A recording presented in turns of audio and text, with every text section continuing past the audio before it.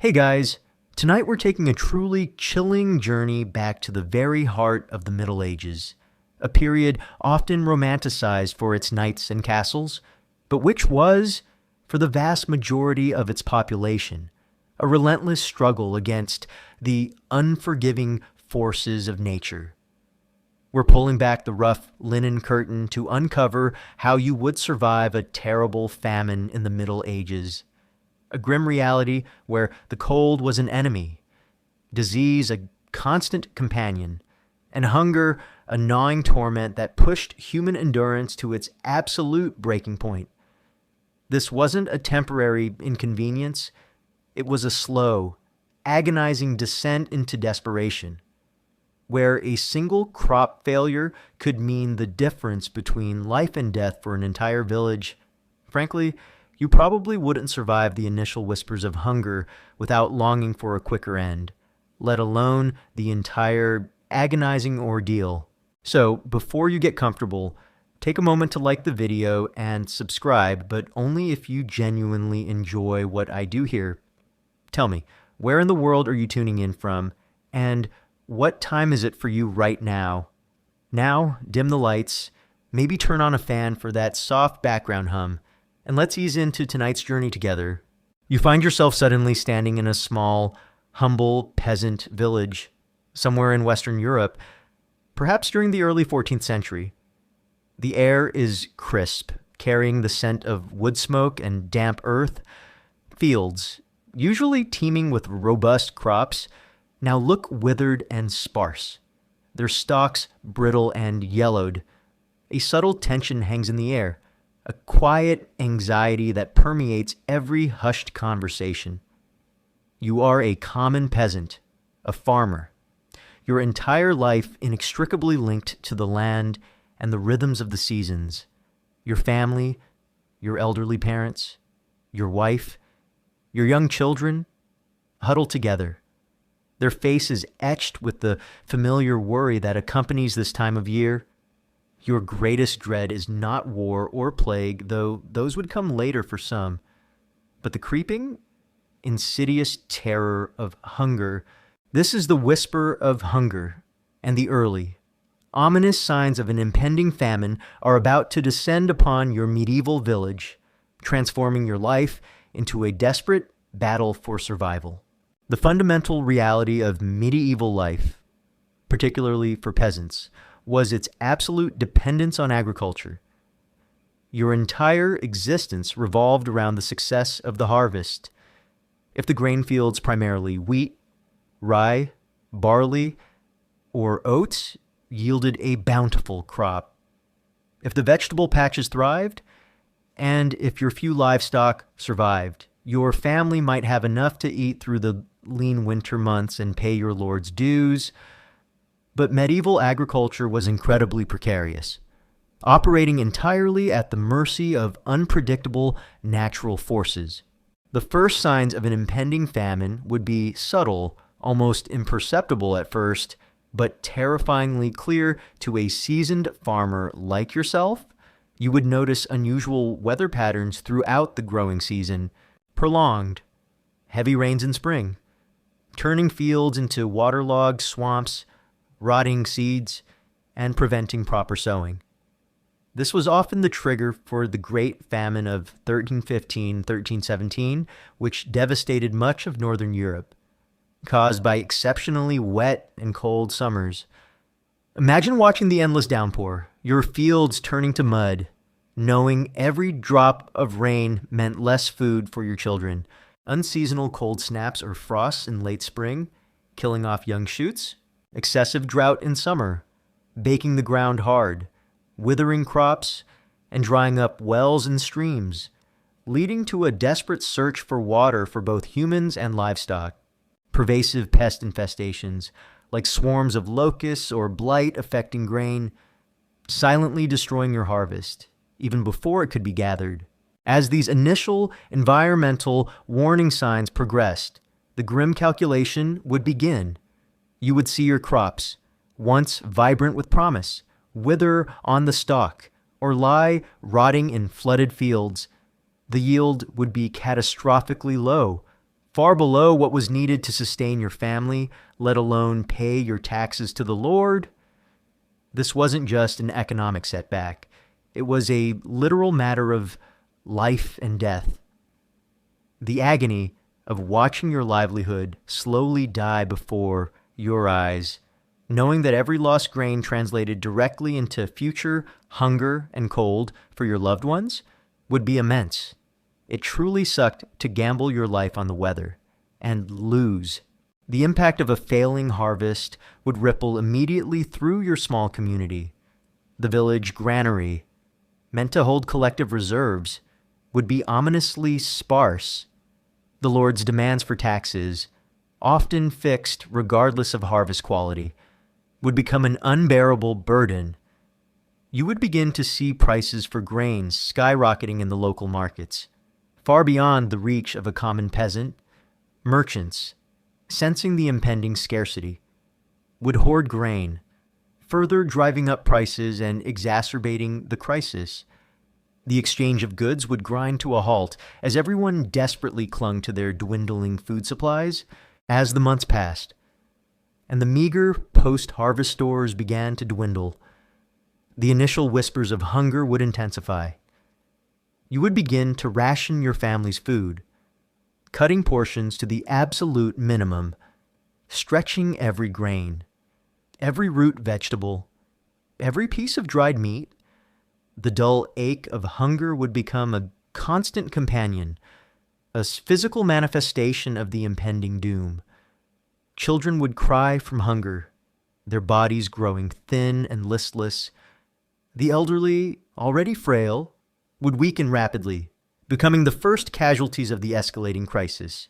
The lack of interconnected food systems exacerbated the problem. There were no global supply chains, no refrigerated trucks bringing food from distant, unaffected lands.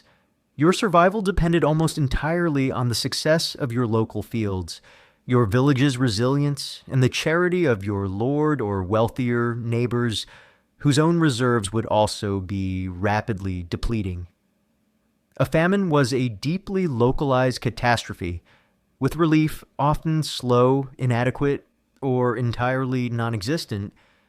You were utterly on your own. It really sucked when starvation was a local problem. The psychological toll of living under the shadow of an impending famine would be immense. The autumn harvest, usually a time of communal celebration and relief, would be transformed into a period of intense anxiety, meticulous calculation, and profound dread. Every grain threshed, every bundle of straw gathered, was weighed against the terrifying prospect of a cold, hungry winter. The memory of past famines, the stories of neighbors who succumbed, and the constant awareness of your own vulnerability would instill a deep-seated conservatism, a reluctance to take risks, and a pervasive sense of helplessness. Hope, a fragile commodity, would slowly be replaced by despair as the first snows began to fall, signaling the beginning of months of relentless hardship. The very concept of food, which was normally a source of sustenance and simple pleasure, would be transformed into an object of agonizing obsession. Your thoughts would constantly revolve around it: how to find more, how to stretch what little you had, how to prevent it from being stolen. Every meal would be a grim reminder of the scarcity, every empty plate a harbinger of deeper hunger to come. This pervasive anxiety about food security was a defining, soul-crushing burden that would only intensify as the famine tightened its grip. One common misconception is that medieval people were always starving. While periodic famines were a grim reality, medieval agriculture generally produced enough to sustain the population in good years. However, the crucial point is the lack of surplus and resilience in the system. A single, severe crop failure, or a series of bad harvests could quickly push entire regions into crisis, transforming subsistence living into widespread starvation. The Great Famine of 1315-1317, for example, caused by exceptionally cold and wet weather, led to millions of deaths across northern Europe, demonstrating the catastrophic vulnerability of medieval agrarian societies to climate shocks.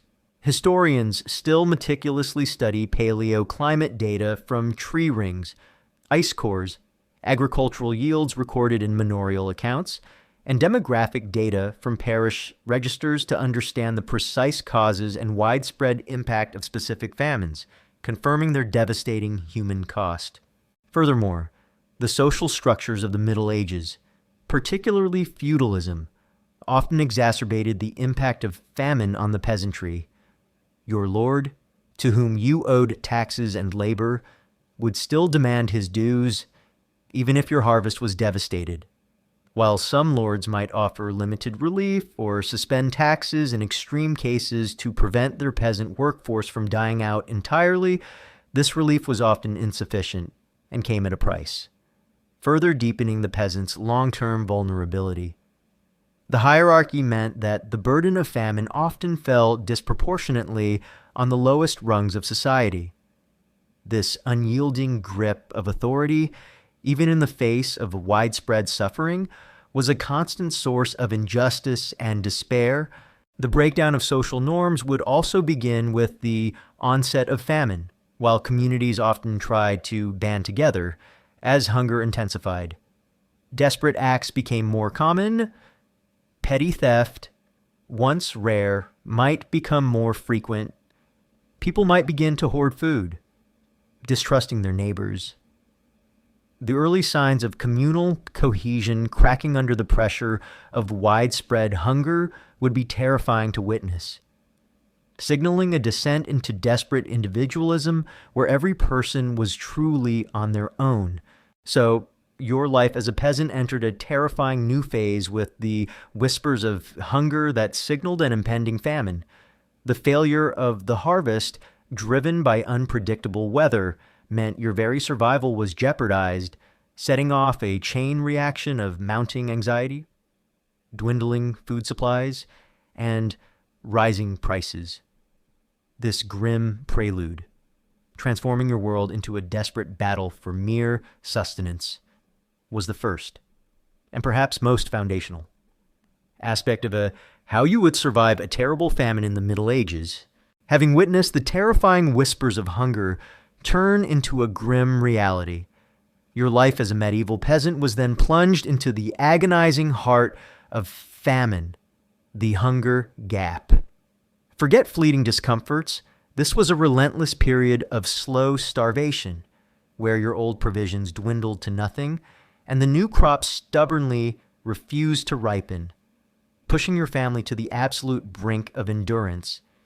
This insidious, drawn-out process of deprivation made surviving a famine profoundly terrible. Imagine your situation as winter grudgingly gives way to a cold, damp spring.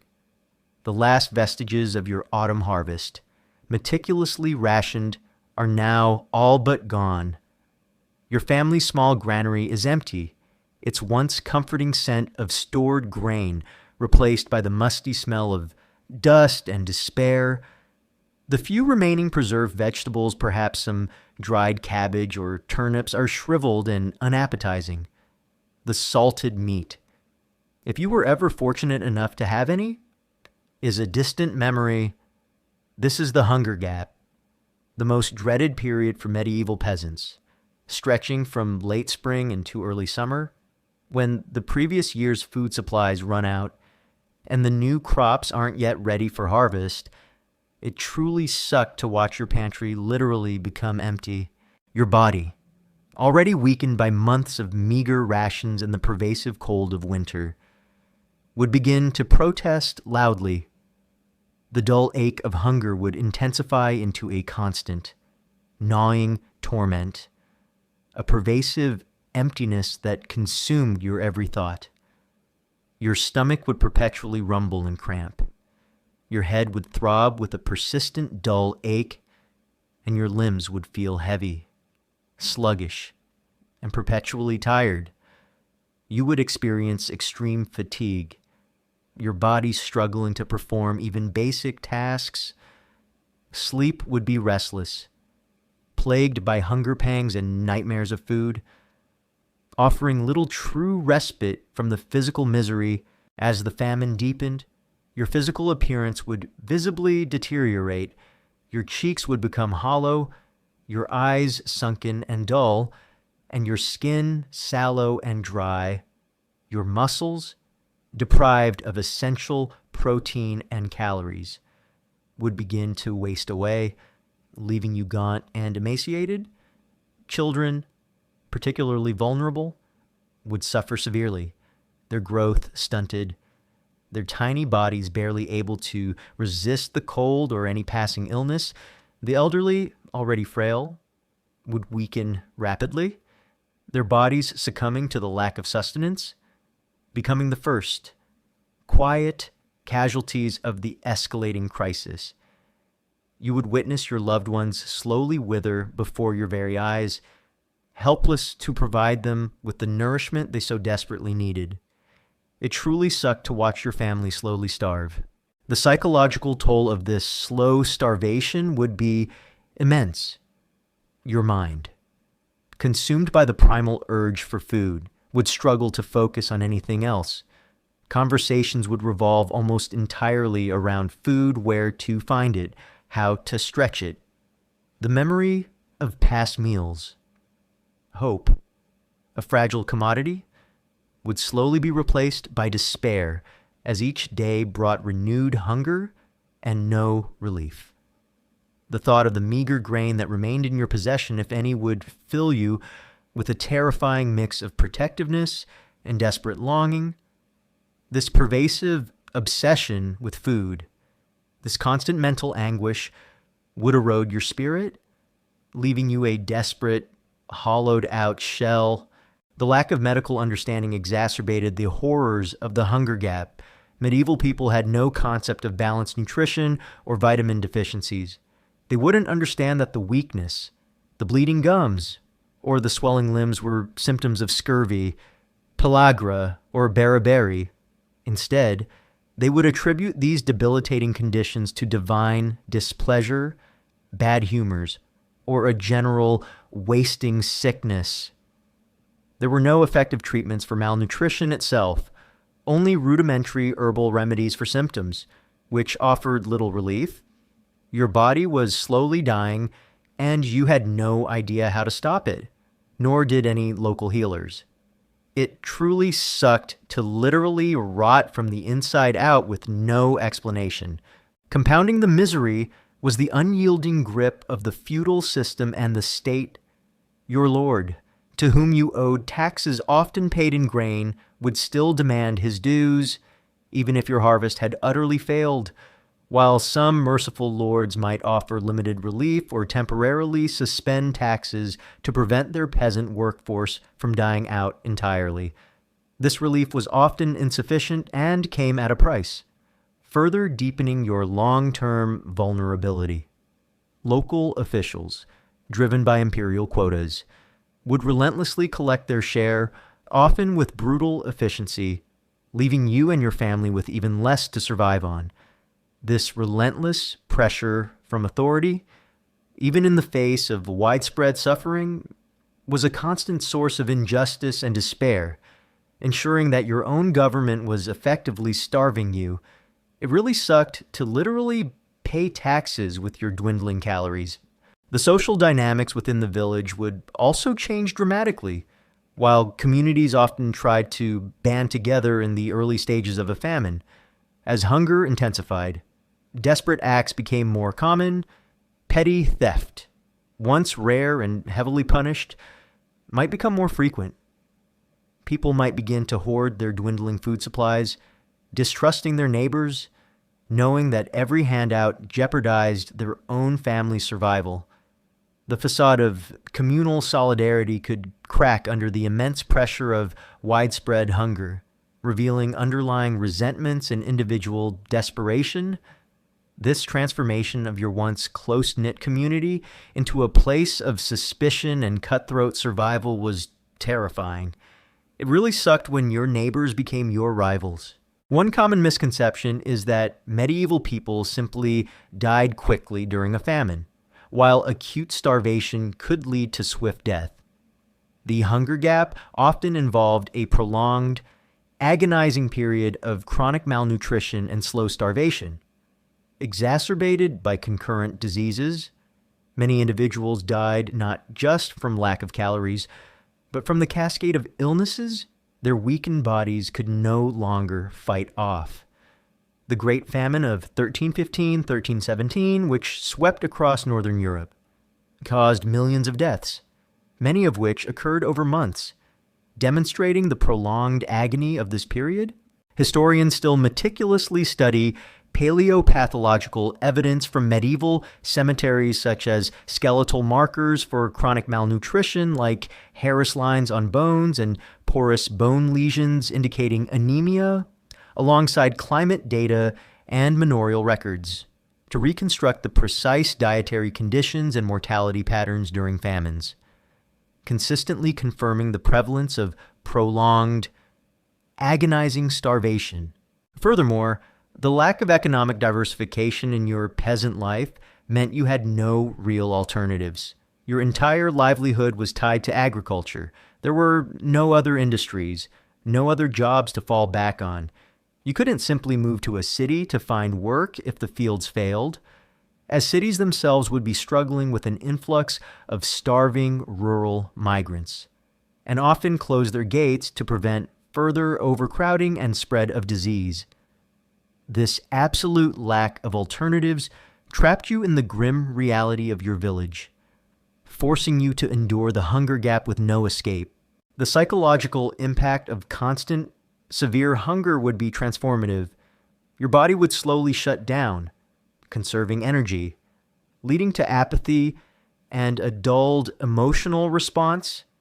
You might become listless, unable to concentrate, your mind fixated on food. The physical pain would be incessant, punctuated by bouts of severe weakness. This relentless physical and mental torment would erode your spirit, leading to a profound sense of hopelessness and existential despair.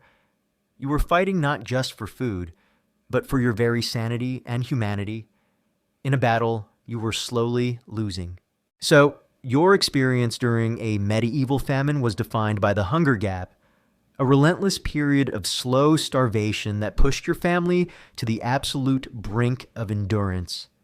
The gnawing ache in your stomach, the visible wasting of your body, and the profound psychological toll of perpetual deprivation made this insidious form of suffering a central, agonizing reality. This drawing out of your misery, transforming hunger into a protracted battle for survival, was a defining, terrible aspect of enduring a famine in the Middle Ages. Even as your body wasted away from slow starvation and your spirit withered under the relentless pressure of the hunger gap, your desperate struggle for survival in a medieval famine would inevitably lead you to a horrifying, and often risky, last resort, desperate foraging. Forget a simple trip to the supermarket. You would be forced to seek sustenance from inedible plants, tree bark, and even clay, making your continued existence a profoundly terrible act of self-preservation. Imagine the gnawing pangs of hunger that now dominated your every thought. Your family's meager food stores were utterly depleted. Your neighbors, equally desperate, had little to share.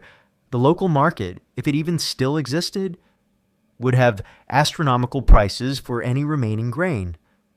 Far beyond your reach, the traditional sources of food had vanished, leaving you with no choice but to turn to the land itself, searching for anything that might quell the relentless ache in your stomach. However unpalatable or dangerous, it truly sucked to forage for your next meal when there was no food left. Your desperate foraging would take you beyond the familiar fields and into the surrounding woodlands, meadows, and riverbanks. You would scour the landscape for anything that resembled food. However remotely, this was not a skill passed down for everyday use. It was a desperate art learned in the crucible of famine, often through trial and error, or by observing others pushed to the same brink. The types of famine foods you would resort to were chilling, wild plants and roots. You would search for roots, tubers, and wild plants that were normally considered inedible or poisonous. Knowledge of safe wild edibles, however rudimentary, would be vital. However, misidentification could lead to severe illness, vomiting, diarrhea, or even death, ironically exacerbating your body's already weakened state. You might try boiling leaves or grinding roots that ordinarily would make you sick, hoping your body could somehow extract enough meager calories to survive. Imagine eating bitter, fibrous roots, feeling your stomach churn, but forcing it down, knowing it was all that stood between your family and death. Tree bark. When even wild plants vanished, the truly desperate would resort to consuming tree bark, particularly the inner bark cambium layer of certain trees like elm, birch, or pine. This inner bark, while technically digestible, is extremely fibrous, provides minimal nutritional value, and is incredibly difficult to process and consume. You would strip the bark, perhaps dry it, and then try to grind it into a powder to mix with water or any remaining grain to form a desperate gruel. Imagine chewing on tough, woody bark, feeling it scratch your throat, and providing almost no energy, yet knowing it was your only option. It truly sucked to eat a tree for dinner. Moss and lichen. These hardy growths could be found even in severe conditions, while some types are edible after extensive processing. Many are indigestible or contain harmful compounds. You would gather them from rocks and trees, trying to clean them as best you could, then boil them into a thin, unappetizing broth, hoping for any caloric intake. Animal feed, fodder, any feed meant for livestock, like hay or straw, might be consumed. These fibrous materials are indigestible for humans and could cause severe intestinal blockages. But in desperate hunger, even these options seemed viable. Clay in the most extreme stages of famine, when all organic matter had vanished. Some desperate individuals resorted to consuming clay or earth. This practice, known as geophagy, was not for nutrition. It provides none, but to create a false sense of fullness, to quell the agonizing stomach cramps, or to absorb toxins. It was a clear sign of utter desperation, indicating that the body had completely exhausted its energy reserves and was trying to fill itself with anything at all.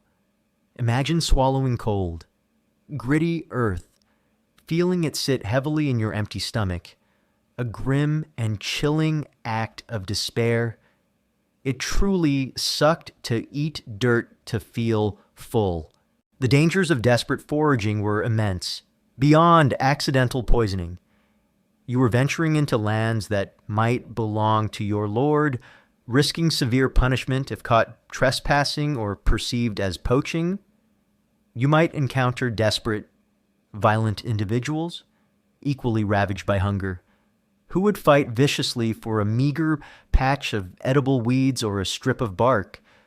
Your physical weakness, exacerbated by prolonged hunger, would make you vulnerable to falls, injuries, and exposure to the elements during your arduous searches. The psychological toll of resorting to such famine foods would be profound. You were consuming substances that your body instinctively rejected, that tasted awful, and that often made you sick. This degradation of your diet, this constant battle against your own gag reflex, would be a constant reminder of your desperate situation, eroding your dignity and contributing to a profound sense of despair. You were fighting not just for physical survival, but for your very humanity, reduced to a primal struggle for any edible scrap. One common misconception is that all peasants in the Middle Ages had extensive knowledge of wild edibles and could always find food through foraging. In reality, while some basic knowledge was common, The specific famine foods resorted to during severe famines like tree bark or certain roots like mosses were often unpalatable, nutritionally poor, and dangerous, indicating a desperate last resort rather than a sustainable strategy.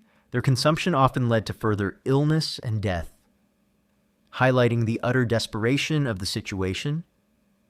Historians still meticulously study paleobotanical evidence plant remains from archaeological sites and medieval chronicles describing famines, which sometimes mention peasants eating grass, roots, and bark, to understand the precise types of famine foods consumed and their nutritional and health impacts, consistently confirming their desperate and often detrimental nature.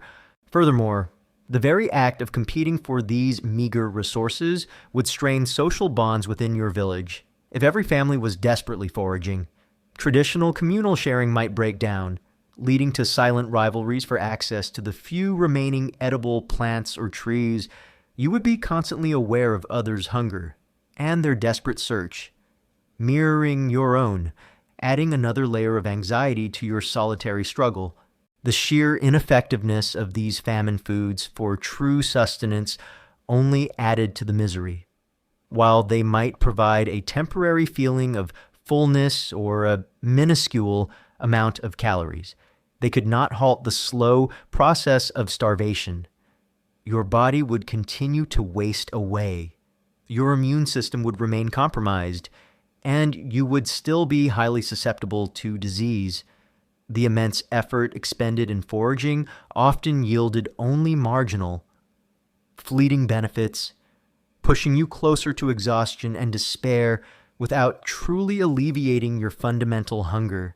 So, your experience during a medieval famine was defined by desperate foraging, forcing you to seek sustenance from ineatable plants, tree bark, and even clay, in a terrifying, risky act of self-preservation.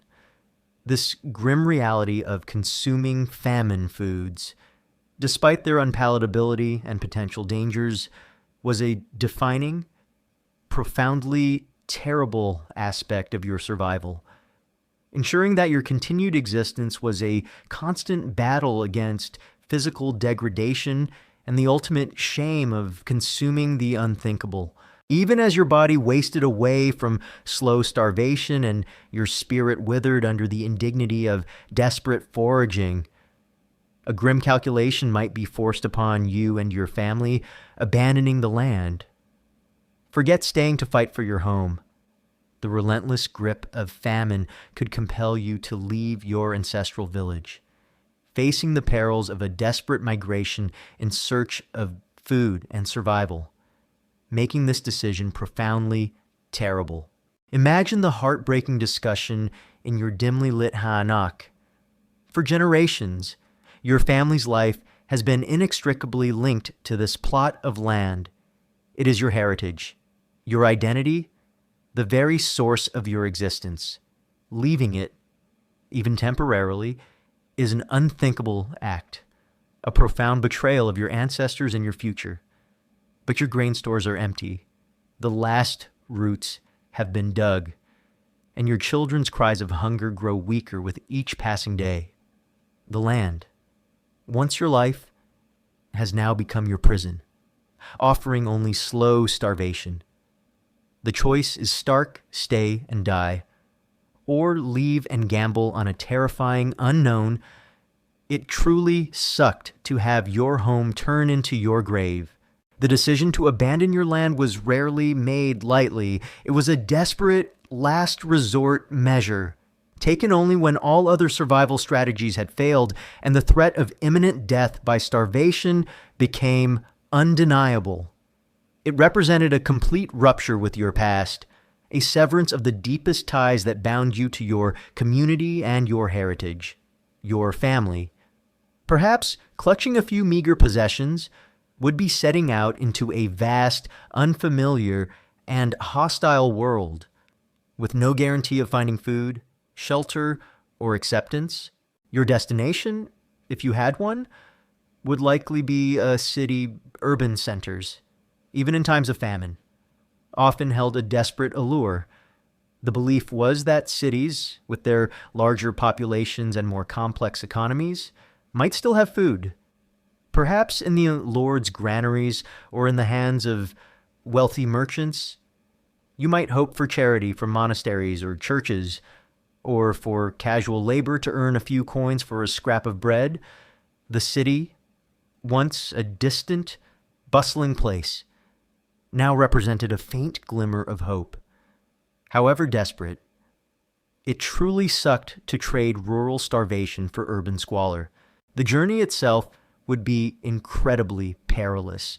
You would travel on foot, your family weakened by starvation, your children barely able to walk. Roads would be clogged with other desperate migrants, equally gaunt and hopeless, turning the paths into grim processions of human misery. You would face further starvation and thirst. Your meager provisions would quickly run out. You would rely on desperate foraging along the roadside, often already picked clean by previous migrants, or begging from unsympathetic travelers. Water sources would be scarce and often contaminated, leading to outbreaks of dysentery and other waterborne diseases that would rapidly claim lives along the route. Your body, already ravaged by hunger, would be even more vulnerable. Disease contagion would spread rapidly among the marching columns of starving people. Typhoid fever, smallpox, various fevers, and other infectious diseases would claim lives indiscriminately. You would see children and the elderly collapsing, their bodies too weak to continue, often left by the roadside to perish, as their families simply lacked the strength or resources to carry them further. The very act of seeking salvation would expose you to greater peril. Banditry and exploitation. Desperate times bred desperate people. You would face the constant threat of bandits preying on vulnerable migrants, robbing them of their last few possessions, or even kidnapping women and children for sale into slavery.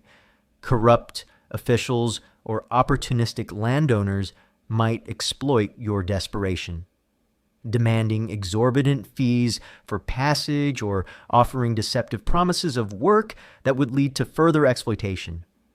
Your vulnerability would be immense. It really sucked to be a target when you had nothing left. Environmental hazards. Depending on the region, you might face harsh weather, scorching sun, sudden cold snaps, heavy rains, treacherous terrain, or the dangers of wild animals. Your inadequate clothing and physical weakness would offer little protection, making every natural obstacle a potential death trap. Upon reaching a city, your hope might quickly turn to despair. Cities, while initially attracting migrants, would swiftly become overcrowded death traps themselves. The influx of thousands of starving peasants would overwhelm the city's limited resources and sanitation infrastructure. Food, if available, would be exorbitantly expensive. Competition for meager casual labor would be fierce. You might find yourself living in squalid, unsanitary slums, sharing cramped spaces with thousands of others, creating ideal conditions for diseases to spread rapidly. The city, once a beacon of hope, would transform into a nightmare, its streets filled with suffering, begging, and death. The psychological toll of abandoning your land and embarking on such a desperate migration would be immense. You would carry the crushing guilt of leaving your ancestral home, the agony of seeing your family suffer on the road, and the profound uncertainty of your future, the constant fear of starvation, disease, and violence, coupled with the humiliation of begging or resorting to desperate acts, would erode your spirit. You would be a refugee in your own land, your identity stripped away, consumed by the sheer struggle for survival. It really sucked to lose your dignity just to stay alive. One common misconception is that medieval peasants were entirely passive in the face of famine. While they certainly endured immense suffering, Historical records show various coping mechanisms, including desperate foraging, selling off possessions, and, when all else failed, migration to cities or other regions. This mobility, however, was rarely successful in finding true long-term relief and often led to further hardship and death, as cities struggled to cope with the influx of starving migrants. The very act of abandoning the land was a desperate gamble, often with devastating consequences regardless of the initial decision. Historians still meticulously study medieval demographic records, urban growth patterns during famines, and local chronicles detailing rural depopulation and urban overcrowding to understand the precise migratory patterns and their impact on both rural and urban communities during periods of severe food crisis. Furthermore, the act of leaving your dead behind on the road would be a particularly agonizing horror. Your family members who succumbed to hunger or disease during the march might be buried hastily by the roadside, without proper rites, or simply left where they fell, as you lack the strength or the time to give them a proper burial. This profound desecration, the inability to honor your loved ones, would be a lasting source of grief and spiritual torment. Adding to the psychological scars of your desperate journey, the very concept of your property and social standing would be completely lost. Your land, your tools, your meager possessions, all would be abandoned, claimed by your lord or by opportunistic neighbors. You would arrive at your destination as a destitute pauper, stripped of all assets, reduced to begging or performing the most menial labor, your former identity utterly erased by the relentless march of famine. The ultimate irony was that while abandoning the land offered a desperate hope for survival, it often merely traded one form of misery for another. The city, initially a beacon, quickly became a new kind of prison, its streets filled with desperate, starving faces, mirroring the very suffering you had tried to escape. Your choice to leave was a testament to your desperation, but rarely a pathway to true salvation. So, your experience during a medieval famine meant confronting the agonizing decision to abandon the land. This desperate act plunged you into a perilous migration, plagued by starvation, disease, banditry, and the constant threat of death. This brutal journey, severing all ties to your home and heritage, and often leading to an equally grim fate in overcrowded cities, was a defining, profoundly terrible aspect of how you would survive a famine in the Middle Ages. Having abandoned your ancestral land and embarked on a desperate migration, your hope for survival often led you to the brutal streets of a medieval city where seeking charity became your daily, humiliating reality. Forget dignified appeals. You would resort to begging, petty crime, and profound despair, making your survival profoundly terrible. Imagine your arrival at the city gates. You, once a proud peasant, now stand as a gaunt, ragged migrant, one of thousands who have fled the famine-stricken countryside.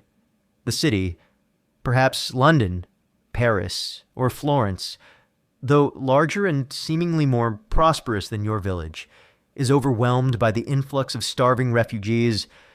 The very air is thick with the cries of beggars, the stench of unwashed bodies, and the palpable desperation of masses crammed into squalid slums.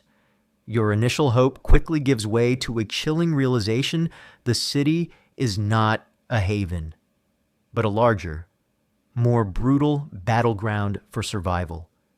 It truly sucked to find that the city was no paradise. Your immediate reality became begging. You would spend your days and often nights in public spaces outside churches, near markets, by the gates of monasteries or noble houses, extending your hand, pleading for a scrap of bread, a handful of coins, or any leftover food. The humiliation would be immense. You, who once toiled with dignity, were now reduced to supplicating strangers for mere sustenance.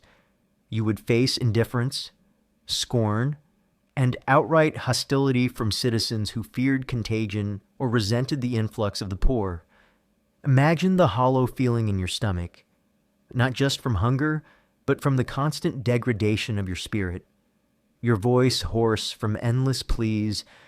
It really sucked to literally beg for your life. The competition for charity was fierce.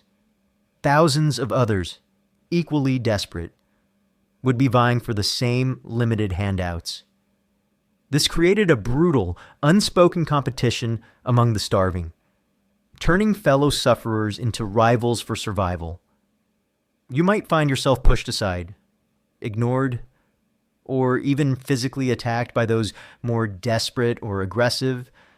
The meager alms offered by merciful citizens or religious institutions were never enough to sustain everyone, forcing you into constant, desperate competition. When begging proved insufficient, desperation could drive you to petty crime. The strict laws of medieval cities, as explored in a previous episode about punishments in ancient Egypt. The core principle applied across medieval Europe meant even minor theft could lead to brutal consequences. But hunger, a more primal force than any law, would compel you. You might steal a loaf of bread from a baker's stall, snatch a discarded apple, or try to pilfer a few coins from an unwary passerby. Every act of theft was a terrifying gamble, risking public flogging, mutilation, or even execution if caught.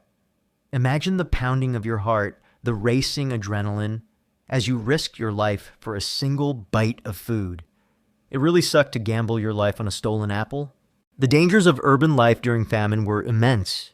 Disease overcrowding in unsanitary slums, contaminated water sources, and widespread malnutrition turned cities into breeding grounds for epidemics.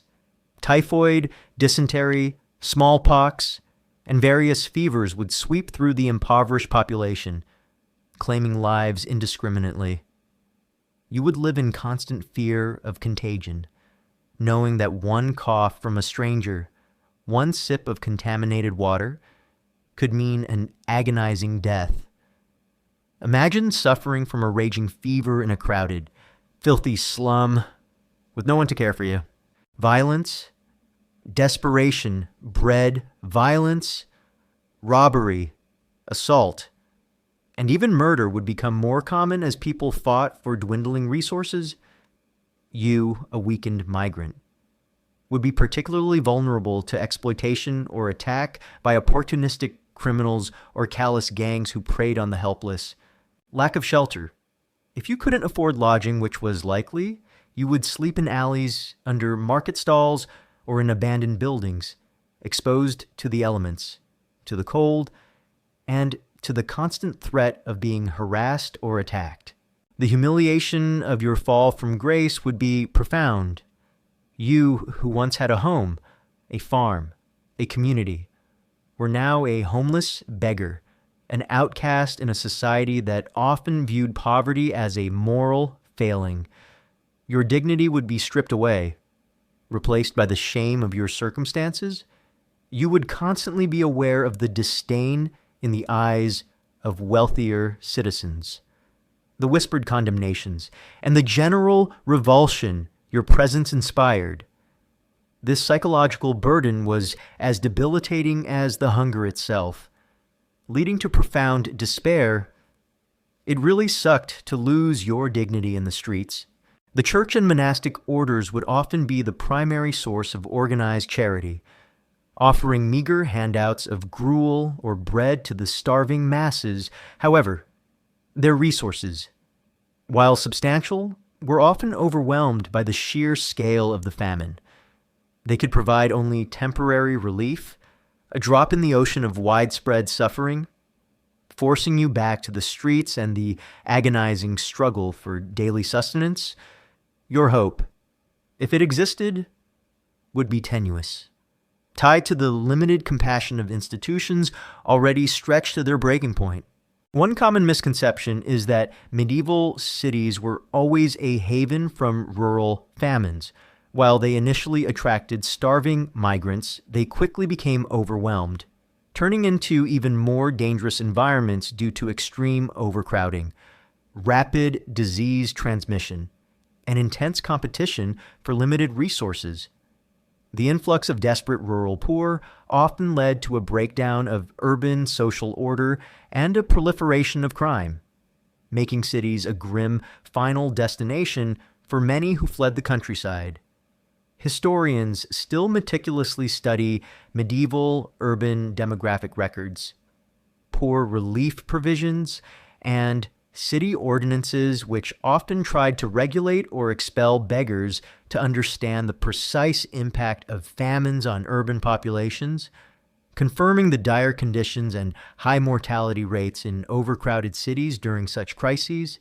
Furthermore, the very act of consuming contaminated food or water in the city, obtained through begging or scavenging, would lead to chronic illness. You might constantly battle dysentery or other gastrointestinal ailments, further weakening your already emaciated body and making it even harder to seek food or shelter. Your attempt to survive only accelerated your physical decay, trapping you in a vicious cycle of hunger and sickness, the psychological toll of living in perpetual desperation, constantly battling hunger, fear, and humiliation would be immense. You would live with a profound sense of hopelessness, your spirit slowly eroding. The constant struggle for survival would consume your every thought, leaving little room for anything else. The loss of your home, your family's dignity, and your very identity would be a permanent scar, making your continued existence a form of living torment, far from any real salvation. So, your experience during a medieval famine, having abandoned your land, plunged you into the brutal reality of seeking charity. This led to a daily, humiliating existence of begging, desperate, petty crime, and constant exposure to the dangers of overcrowded, disease-ridden cities. This profound physical and psychological degradation, ensuring your survival came at the cost of your dignity and despair, was a defining, profoundly terrible aspect of how you would survive a famine in the Middle Ages, even as you, the starving peasant, navigated the brutal streets of the city. Your desperate search for survival thrust you into the chilling heart of famine's ultimate horror, the city itself, which became an overcrowded death trap. Forget urban hope.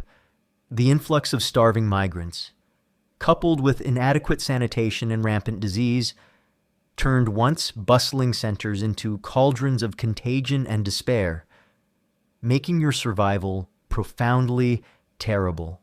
Imagine the terrifying reality.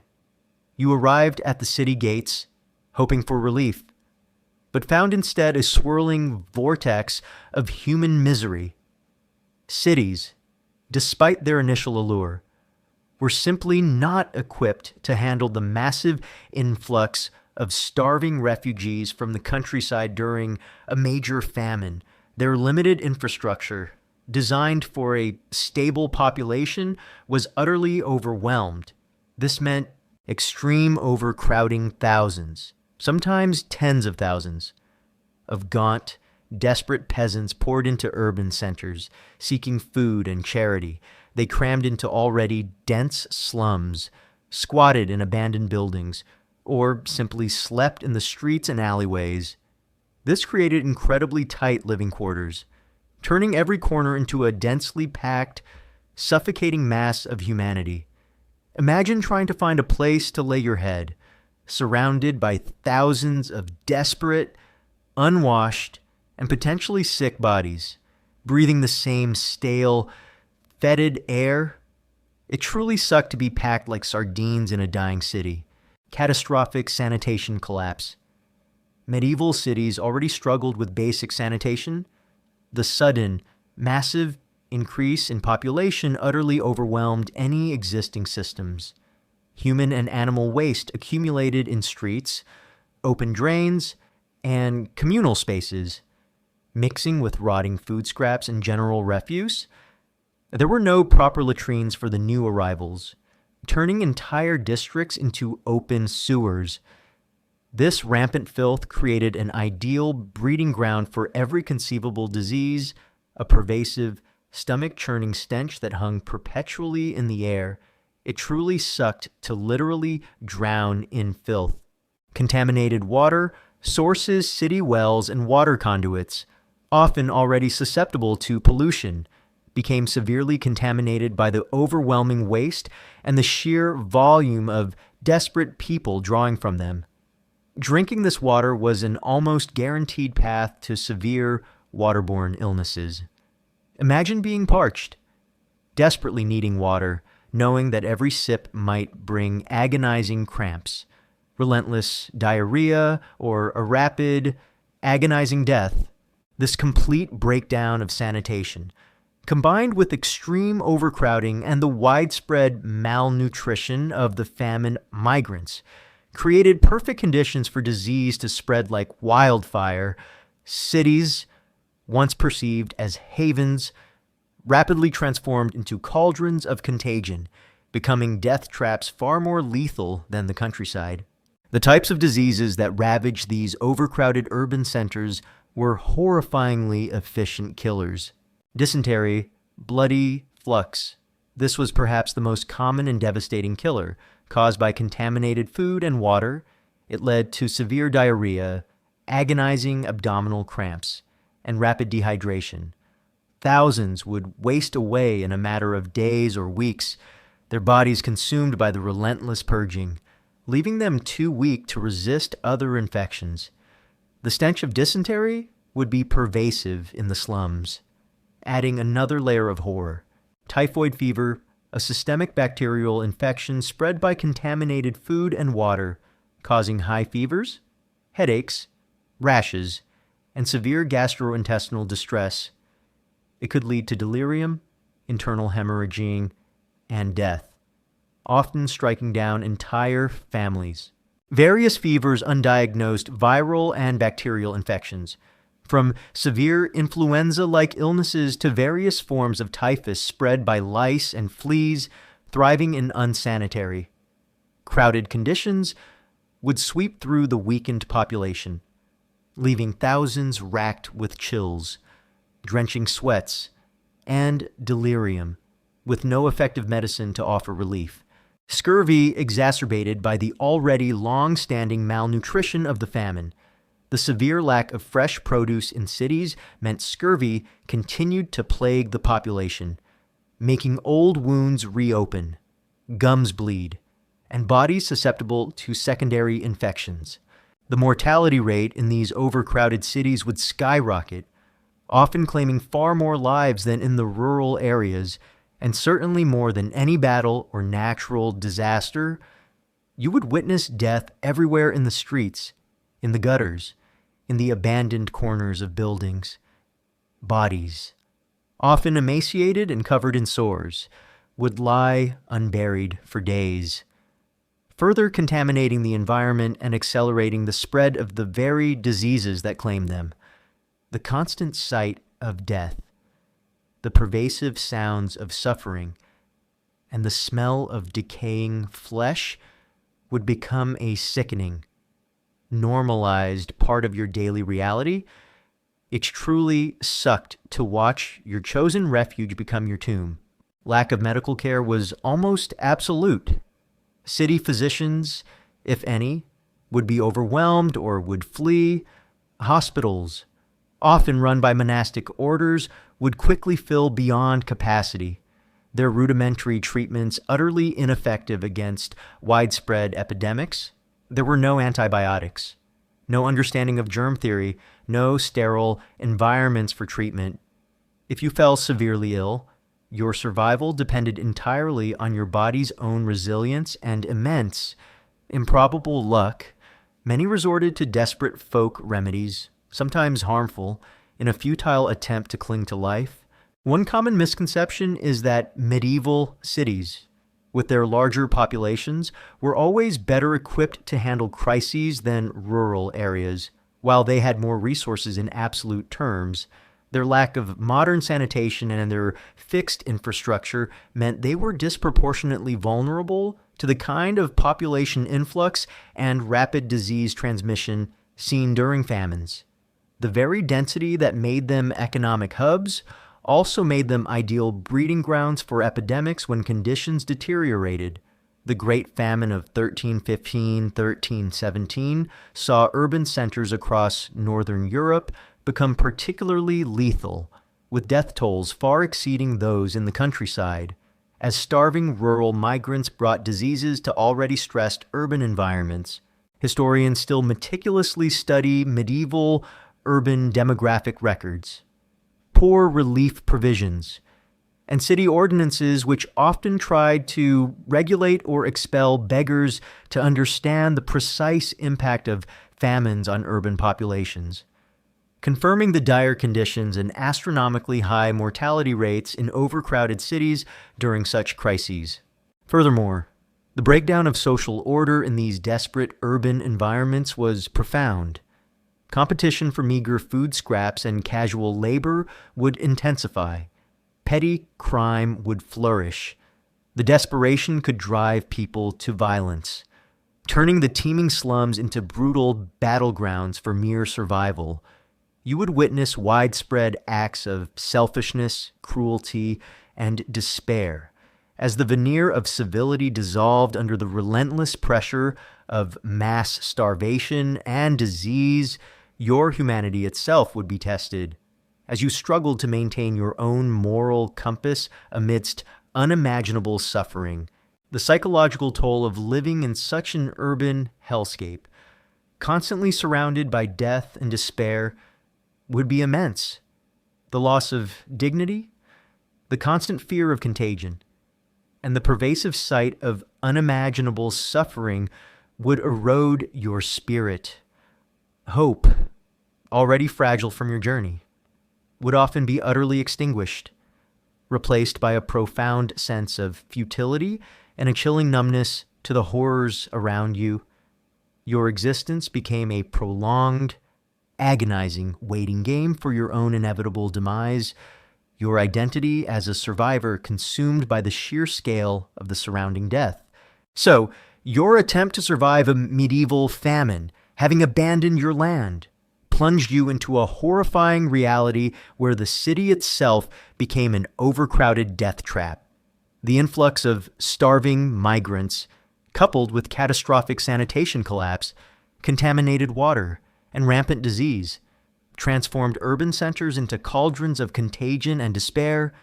This pervasive squalor, ensuring your daily life was a battle against unseen killers and overwhelming human misery, was a defining, profoundly terrible aspect of how you would survive a famine in the Middle Ages, often culminating in an anonymous, agonizing end in a nameless alleyway, even as your emaciated body struggled against the squalor of overcrowded cities.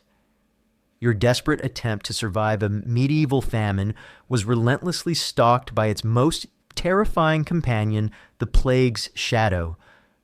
Forget isolated illness. Widespread disease outbreaks, particularly the Black Death, were exacerbated by widespread starvation, turning your existence into a profound and terrible battle against unseen, merciless killers. Imagine the pervasive cold that would settle in your stomach, a chilling dread that transcended hunger, famine, while devastating on its own, rarely traveled alone. It was almost always accompanied by epidemic disease, a horrifying partnership that ensured mass mortality. Your body, already severely weakened by months of chronic malnutrition, as discussed in Chapter 2, from a meager, monotonous diet, had a severely compromised immune system. Your defenses were utterly depleted, leaving you a prime target for every pathogen circulating in the unsanitary, overcrowded conditions of your village or the city slums. It truly sucked to be starving and then get sick.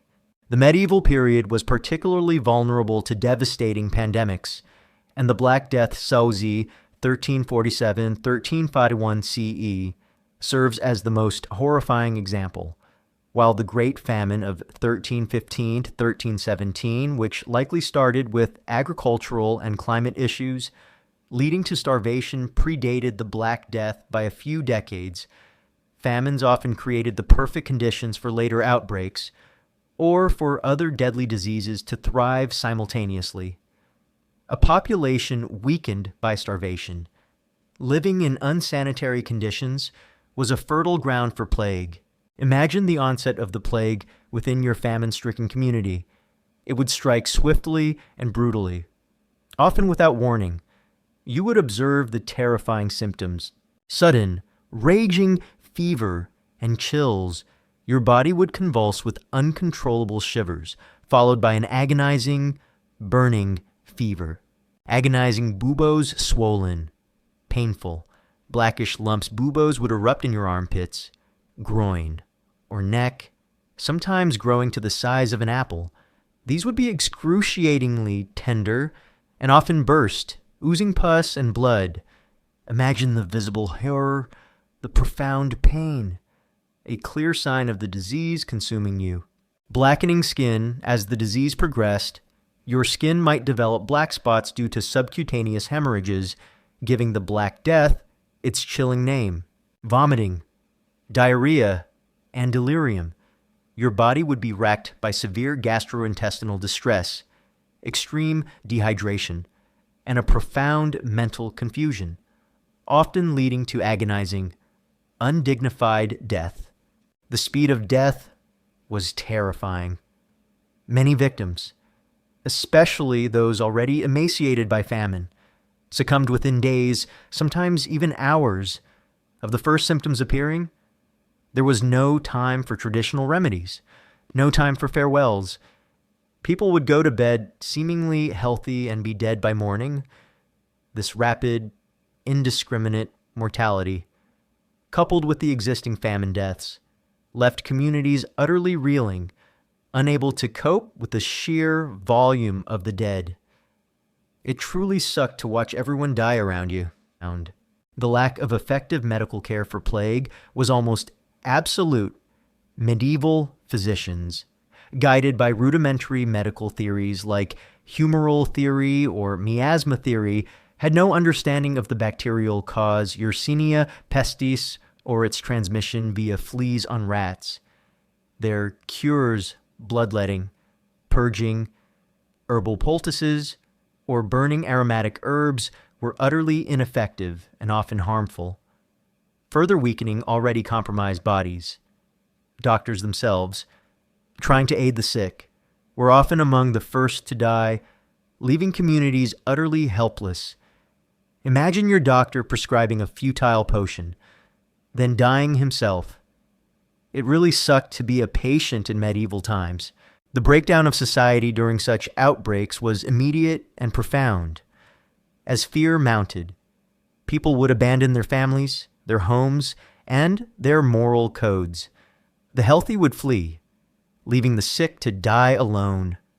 Bodies, often emaciated by famine and then ravaged by plague, would lie unburied in streets and homes, further contaminating the environment. Lawlessness and desperation would prevail, turning once orderly communities into chaotic landscapes of suffering and death. This complete disintegration of social order, spurred by the double horror of famine and plague, revealed the terrifying fragility of medieval civilization. One common misconception is that famine and plague were entirely separate events. In reality, famine often preceded and exacerbated plague outbreaks, acting as a crucial predisposing factor. A malnourished population, particularly one forced into overcrowded urban centers by rural famine, was far more susceptible to infection and had a significantly higher mortality rate when plague or other epidemics struck. the Great Famine of 1315 to 1317, by weakening millions, is seen by many historians as having potentially made the subsequent Black Death of 1347-1351 even more devastating across Europe. This terrifying synergy between hunger and disease was a defining horror of the medieval period. Historians still meticulously study paleopathological evidence from mass plague graves, analyzing skeletal markers for malnutrition alongside bacterial DNA for Yersinia pestis, and medieval demographic records comparing famine mortality with plague mortality to understand the precise interaction and combined impact of these two catastrophic forces. Furthermore, the psychological toll of experiencing both famine and plague simultaneously would be immense. You would live in perpetual terror, witnessing unimaginable suffering, constantly surrounded by death, the despair, the fear of contagion, and the knowledge that your body was already weakened by starvation would erode your spirit, leaving you in a state of profound hopelessness. The rapid, indiscriminate nature of plague, combined with the slow agony of famine, would make every day a waking nightmare. Blurring the lines between life and agonizing death, the superstitious beliefs surrounding plague, such as attributing it to divine punishment, astrological alignments, or miasma bad air, only added to the terror and futility. Without a scientific understanding, communities resorted to desperate, often harmful, measures, flagellation, self-whipping, scapegoating minority groups, or extreme religious rituals, all of which failed to stop the spread of the disease and often intensified social chaos. This helplessness in the face of an invisible, seemingly supernatural killer contributed to widespread panic and profound psychological distress. The sheer scale of death would be incomprehensible. Villages decimated, cities emptied, populations reduced by a quarter, a third, or even more. The landscape of your world would be transformed into a vast cemetery, littered with bodies, a haunting testament to the combined efficiency of hunger and disease. Survivors would carry the indelible scars of this trauma for the rest of their lives, their memories haunted by the images of death and despair. So, your desperate attempt to survive a medieval famine was inextricably linked to the plague's horrifying shadow, widespread disease outbreaks, particularly the Black Death, exacerbated by your starved body and the unsanitary conditions, turned your existence into a relentless battle against unseen, merciless killers.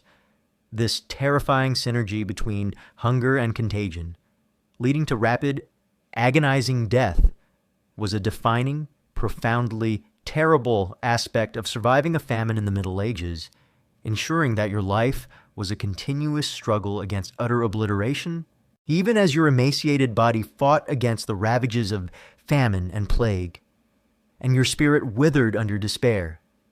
The struggle for survival in a medieval famine would often force you and your family to confront the most agonizing and heartbreaking choices, selling what's left. Forget dignity or inherent rights. You might be compelled to sell off your meager possessions, your children, or even yourself for a single morsel of food. Making this desperate act a profoundly terrible reality? Imagine the depth of your despair. Your home is empty of food. Your family is gaunt with hunger, and the specter of death looms closer with each passing day. All other avenues of survival, foraging, begging, migrating have proven insufficient or too perilous. The physical pain of starvation would be relentless, overwhelming all other thoughts. In this extreme desperation, you would be forced to consider choices that, in normal times, would be utterly unthinkable, tearing at the very fabric of your humanity. It truly sucked to be forced to sell your soul. The first tragic step would be to sell off your remaining possessions.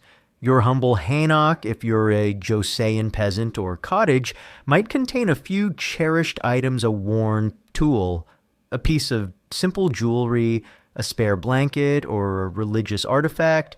These items, representing your family's history and meager wealth, would be bartered away for a few handfuls of grain, a piece of stale bread, or a spoonful of rancid fat. Imagine walking to the local market, your head bowed in shame, offering up a family heirloom, knowing it would fetch only a day's worth of food, a temporary reprieve from inevitable starvation. This liquidation of your very identity for a fleeting chance at survival was a profound degradation. It really sucked to trade your memories for crumbs. But when possessions ran out, the choices became truly agonizing. The ultimate horrifying sacrifice for a starving family was often the sale of children, young boys and girls, particularly those who were strong enough to endure servitude, might be sold into slavery or indentured servitude to wealthier landowners, merchants, or even monasteries in exchange for a sum of money or a guaranteed supply of food for the remaining family members. Imagine the unimaginable agony a mother holding her child close for the last time, their tiny body trembling with hunger, as she makes the impossible decision to sell them into an unknown future, hoping it offers them a chance at life, however bleak, and secures a few more days of survival for her other children. The cries of the child, the silent screams of the parents, would haunt them for the rest of their short lives. This was not a business transaction. It was a profound violation of love, driven by the most desperate, primal need to prevent total family annihilation. It truly sucked to sell your own flesh and blood. The children themselves would be thrust into a life of servitude, often brutal and relentless. They would be forced to work long hours, often in harsh conditions, forever separated from their families, while for some, it might indeed offer a chance at survival, receiving regular, if meager, food. It meant a childhood stolen, a future enslaved, and a profound emotional trauma that would mark them forever. Their sale was a direct result of famine's brutal logic, turning human beings into commodities for survival. Even more desperate, some individuals might resort to selling themselves into temporary servitude or debt bondage. As an adult, you might offer your labor for a fixed period, perhaps several years, in exchange for food and shelter, hoping to survive the famine and regain your freedom later. This was a form of self-enslavement, a gamble on your future, often leading to endless cycles of debt and perpetual servitude. As the terms of your bondage might be extended for any perceived transgression or new debt incurred, imagine walking to a wealthy landowner, offering your strong arms and your very freedom for a few meals, knowing you might never be truly free again. It truly sucked to sign your life away. The reasons for such extreme acts were simple survival at any cost, in a world without social safety nets, where famine meant widespread death. Every option, however morally repugnant or personally devastating, would be considered. The choice was not between good and bad, but between agonizing death by starvation and the profound degradation of selling one's dignity, one's family, or one's freedom for a chance to live. One common misconception is that medieval families simply stick together no matter what. While strong family and communal bonds certainly existed and were vital for survival, extreme famine pushed these bonds to their absolute breaking point, forcing individuals into agonizing choices that tore families apart. Records from medieval orphanages, poor relief organizations, And later, legal documents sometimes hint at the widespread practice of selling children or self-enslavement during periods of severe economic crisis. The very existence of laws regulating such sales, or monastic records of donated children, points to a grim reality. Historians still meticulously study these records, alongside demographic data from periods of famine, to understand the precise social and economic disintegration that occurred within families, often revealing heartbreaking patterns of human desperation. Furthermore, the act of selling a child or oneself was not without its own set of dangers. The buyers, often unscrupulous, might exploit your desperation, offering far less food or money than your family's true worth. The journey to deliver the child, or yourself, to your new master could be perilous, fraught with the same dangers of famine, disease, and exploitation that plagued all migrants. You were incredibly vulnerable, with no recourse for injustice once the deal was made. The psychological toll of making such choices would be immense and lifelong for the parents who sold their children. The guilt, the heartbreak, and the gnawing uncertainty about their child's fate would be a perpetual torment. For the children sold into servitude, the trauma of abandonment and the brutality of their new lives would leave indelible scars on their psyche.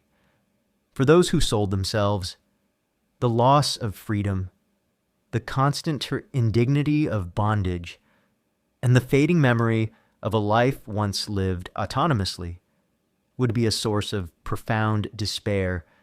These agonizing decisions, born of starvation, would haunt the survivors, leaving a lasting legacy of grief, shame, and irreversible loss. Your very existence was a testament to impossible choices. The ultimate tragedy was that even these desperate acts often provided only temporary relief. A few days' worth of food from selling a child would quickly be consumed, forcing the remaining family to face the same agonizing choices again, or eventually succumb to the famine anyway. The sale was a desperate gamble, often a futile attempt to delay the inevitable, but a gamble born of a desperation so profound that it overrode all other human instincts. So, your survival during a medieval famine meant confronting the agonizing, terrible reality of selling what's left your meager possessions, your beloved children, or even yourself for a single morsel of food. This heartbreaking act of desperation, stripping away dignity, tearing families apart, and condemning individuals to servitude or perpetual debt, was a defining, profoundly miserable aspect of how you would survive a famine in the Middle Ages, ensuring that every day of prolonged existence was bought at an unbearable personal cost. Even as your body wasted away from slow starvation and your spirit withered under the indignity of desperate acts, the relentless grip of famine could push human beings to confront the most terrifying and ultimate taboo: cannibalism. Forget all morality. In the most extreme stages of hunger, when all other food sources vanished, desperate individuals resorted to the unthinkable, making your survival profoundly terrible. Imagine the profound psychological transformation: your stomach constantly gnawing, your mind dulled by relentless hunger, your body emaciated and weak. The line between human and animal would blur as survival became the sole imperative. You would witness, or perhaps contemplate, acts of desperation that defied all societal norms, all religious prohibitions. This wasn't about malice. It was about the primal, terrifying drive to simply continue existing when all other options had vanished, pushing human beings beyond the very limits of their humanity. It truly sucked to see humanity stripped bare. The historical evidence for widespread cannibalism during famines in the Middle Ages and other periods is horrifying. though often recounted in later chronicles that might sensationalize or use it as a moral lesson. However, consistent accounts from severe famines across Europe, like the Great Famine of 1315, 1317, speak of desperate acts where human flesh became a source of sustenance. Eating the dead, the most common and perhaps least morally repugnant to some form of cannibalism, involved consuming the bodies of those who had already died from starvation or disease. Imagine scavenging through mass graves, or finding a freshly dead corpse. Your hunger so overwhelming that your moral compass simply ceased to function. The thought of eating human flesh, the smell, the taste, it would be utterly revolting, yet your desperate body would compel you forward. Driven by a primal urge to survive, this wasn't a choice. It was a horrifying compulsion, a desperate act of self-preservation that would forever haunt your psyche.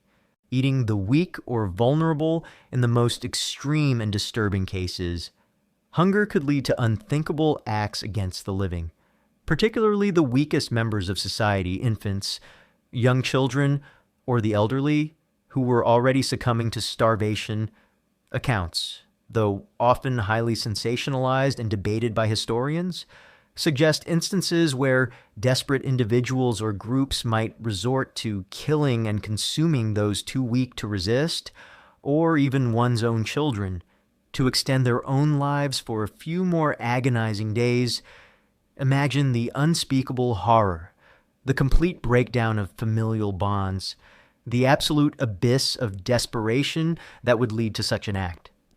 This was the ultimate taboo, a descent into pure savagery, a profound violation of every human instinct and moral code. It truly sucked to have your survival come at such an unspeakable cost. Self-cannibalism. In rare, extreme instances, the truly desperate, left utterly alone, might even resort to consuming parts of their own body, gnawing at fingers or toes, driven mad by hunger and despair.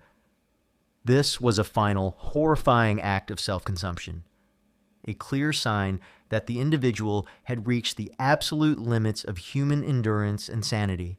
The psychological toll of witnessing or contemplating such acts would be immense and permanent.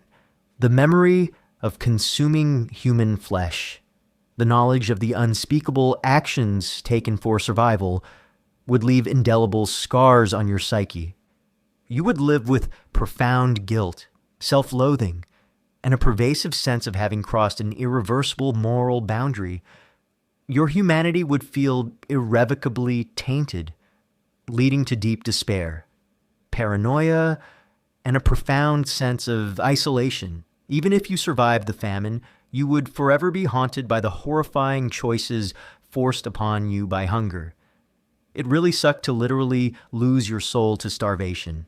The breakdown of social norms during such extreme famine was absolute. All laws, all morality, all religious prohibitions seemed to vanish in the face of overwhelming hunger.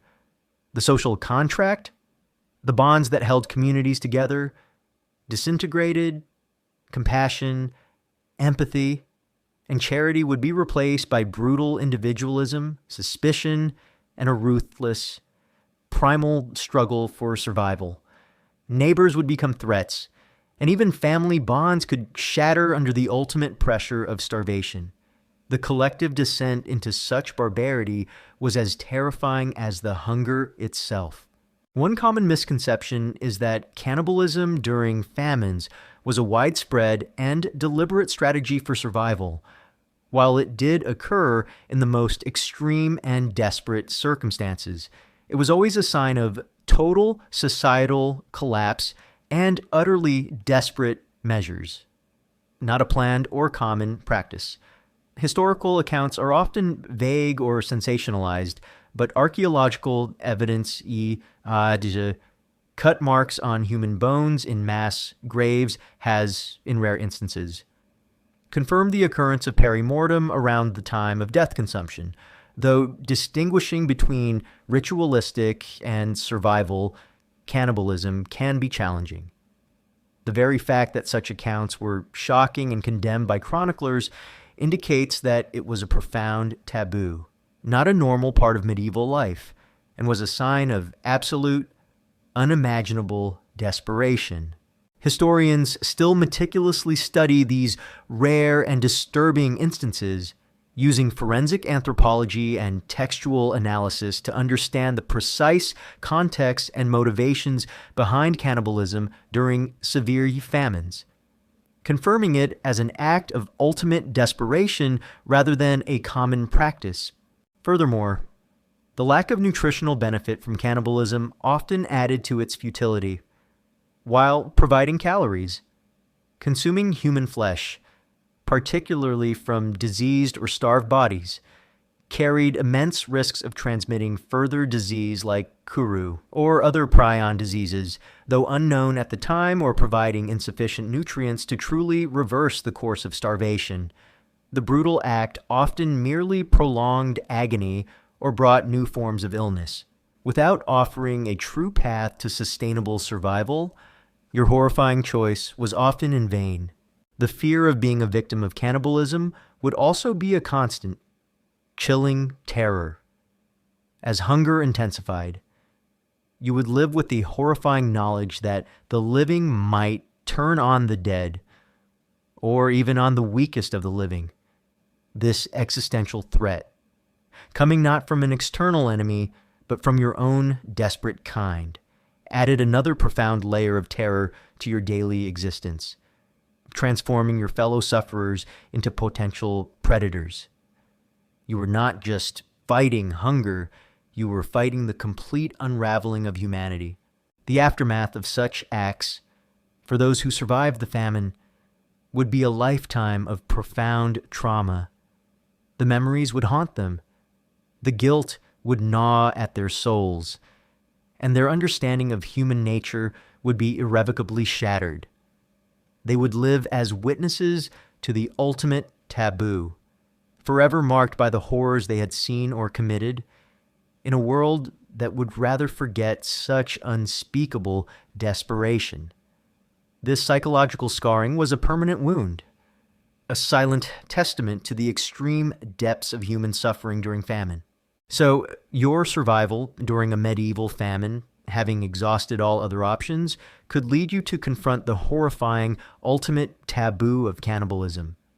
This descent into the unthinkable, consuming the dead, or even the living, was a desperate act of self-preservation born of absolute starvation, making your continued existence a profound violation of humanity.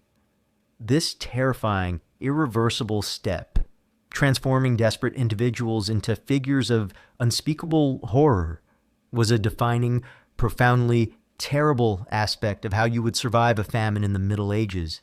You've endured the horrifying whispers of hunger, suffered the agonizing, slow starvation of the hunger gap, debased yourself through desperate foraging of inedible plants and tree bark, endured the perilous journey of abandoning your ancestral land, faced the brutal reality of begging and petty crime in overcrowded cities, witnessed the devastating synergy of famine and plague, and finally, confronted the ultimate, unthinkable taboo of cannibalism.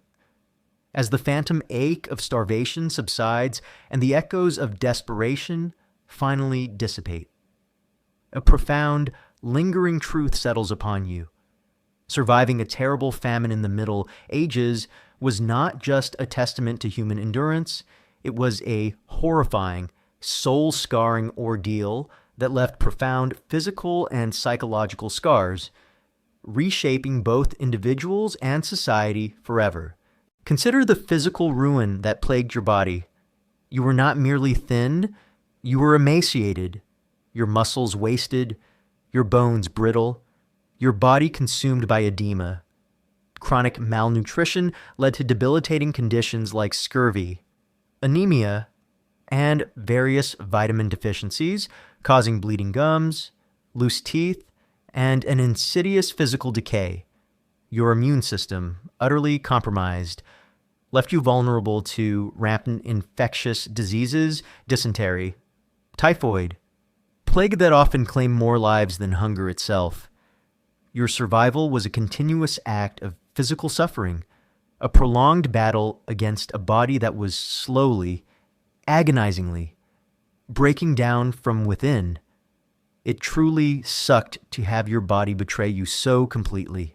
Then there's the unimaginable psychological and moral degradation. The relentless, primal urge for food warped your perception, turning once familiar landscapes into battlegrounds for survival. The desperation forced you into agonizing choices, abandoning your ancestral land, resorting to begging, engaging in petty crime, or even, in the direst circumstances, witnessing or contemplating the ultimate taboo of cannibalism. These were acts that tore at the very fabric of your humanity, leaving indelible scars of guilt, shame, and a profound sense of having crossed an irreversible moral boundary. Your spirit was broken, your dignity stripped away, replaced by a pervasive numbness and a terrifying capacity for acts born of pure desperation. It truly sucked to lose your soul to hunger. And what about the shattered social fabric? Famine systematically eroded the bonds of family and community. Mutual aid, while vital, was stretched to its breaking point by universal scarcity, leading to suspicion, resentment, and a brutal individualism where survival trumped compassion. Children were sold, families disintegrated, and the once close-knit village became a place where every neighbor was a potential rival in the desperate search for food. Cities, initially beacons of hope, became overcrowded death traps, rife with disease and chaos, offering little more than a collective descent into misery. The very structures of society fractured under the relentless pressure of widespread hunger. Finally, the profound and lasting impact on those who survived. Your body might heal, but the scars of chronic malnutrition would be permanent stunted growth, weakened bones, persistent ailments. The psychological trauma of living through such an apocalypse, witnessing widespread death, performing desperate acts, enduring constant fear would haunt you for a lifetime. You would carry the guilt of survival, the memories of unspeakable horrors, and a fundamental shift in your worldview, forever knowing the fragility of life and the terrifying depths of human desperation. Your survival was a triumph of endurance, but also a profound, lifelong burden. It truly sucked to be haunted by your past every single day. The Great Famine of 1315-1317 stands as a stark historical testament to these horrors, devastating much of Northern Europe and causing millions of deaths. It was characterized not by sudden, dramatic events, but by a slow, agonizing process of attrition, exacerbated by relentless rains, crop failures, and cold summers. This period led to widespread abandonment of villages, mass migrations to cities which quickly became death traps, and a profound societal breakdown that lingered for decades, influencing the subsequent impact of the Black Death. This pivotal event in medieval history demonstrates the immense, pervasive, and systemic nature of famine's brutality. Historians still meticulously study its long-term demographic, economic, and social impacts, including changes in land use, shifts in population centers, and adaptations in agricultural practices, recognizing it as a defining, transformative crisis of the Middle Ages, one particularly poignant and often overlooked. Detail is the cultural memory of famine that permeated medieval society for generations, even decades after a major famine. The collective trauma would be reflected in stories, folk songs, and religious sermons, Children would grow up hearing tales of their parents' desperate struggles, of famine foods, and the horrors of cannibalism. This oral tradition served as a constant, grim reminder of vulnerability, often shaping deeply conservative attitudes towards agriculture and resource management, influencing social behavior and reinforcing reliance on communal bonds. However fragile, this pervasive cultural scar highlights how deeply famine etched itself into the very psyche of medieval communities. Ultimately, your experience surviving a terrible famine in the Middle Ages was not just a chapter in history, it was a brutal, all-consuming ordeal that tested the very limits of human endurance, body, mind, and soul. It was a harrowing descent into desperation, a profound lesson in the fragility of life, and a stark reminder of humanity's capacity for both resilience and unimaginable cruelty when confronted by the most primal and relentless of enemies, absolute hunger. As you now drift into a deep, comforting sleep, let the distant whispers of ancient hunger and the imagined cold of the medieval winter finally subside. You are safe, warm, and well-fed, incredibly far removed from the brutal realities of a famine-stricken past. May your dreams be peaceful, filled with the quiet certainty of abundant food, clean water, and the profound comfort of a world where basic sustenance is a right, not a terrifying life or death gamble. A stark contrast to the terrible truth we've explored tonight. And now, good night, and have sweet dream.